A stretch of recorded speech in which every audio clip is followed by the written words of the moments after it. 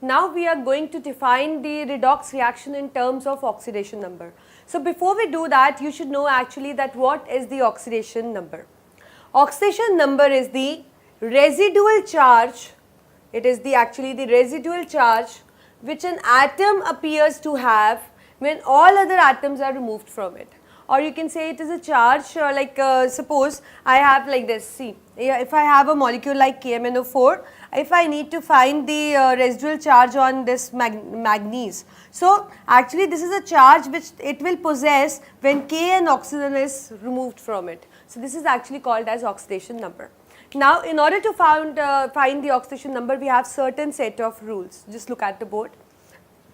The first rule is oxidation number of element in uncombined state is always taken as 0.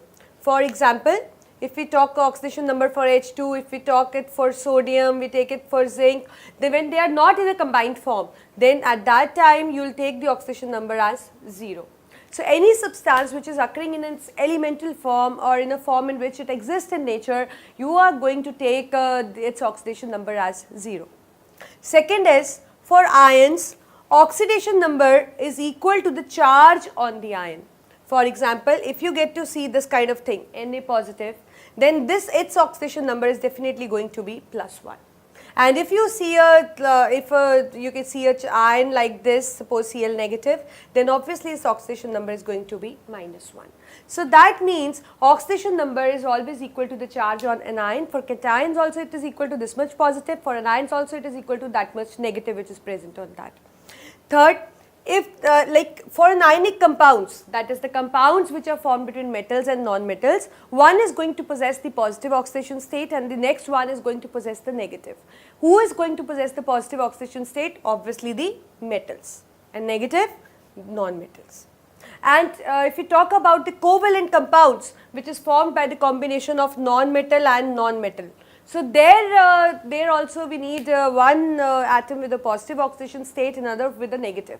Now the question is that, like, out of those two non-metals, which will have a positive oxidation number and which will have a negative. So at that time what we see, we focus on the electronegativity.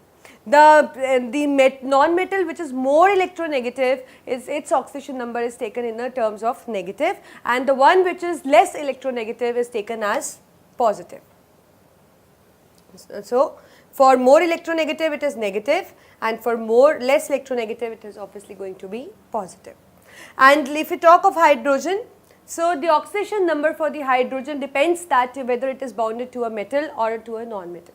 If it is bounded to a metal, its oxidation number is obviously going to be -1. But if it is bounded with non-metals, then we are going to take +1.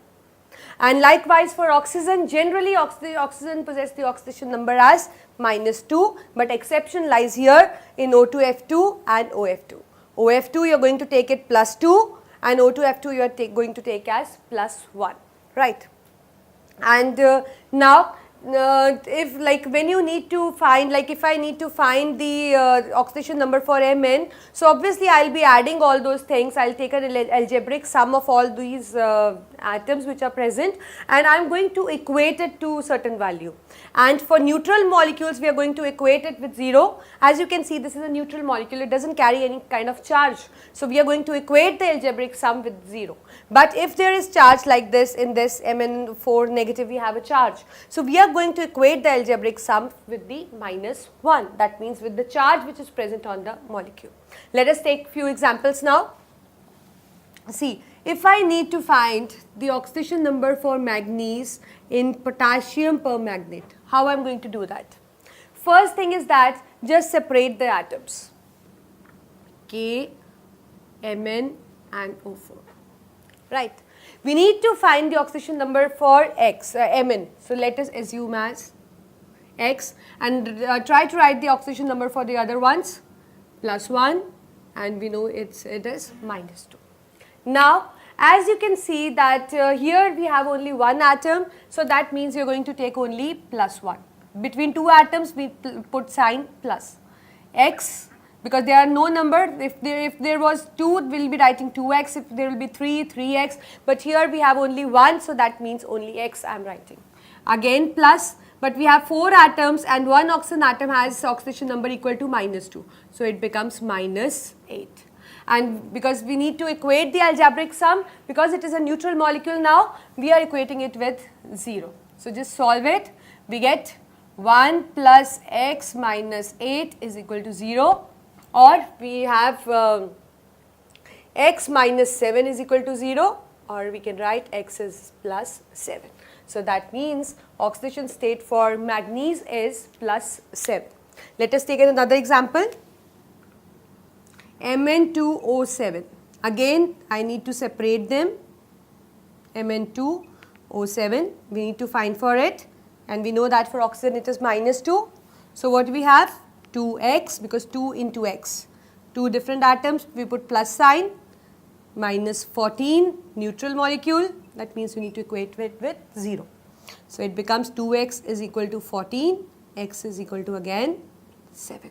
So that means in this case also the answer for manganese oxidation state is again plus 7. Let's take for this. Again separate them. So we need to find for it x plus -8, and we need to equate it with -1 because it carries a minus charge on the molecule.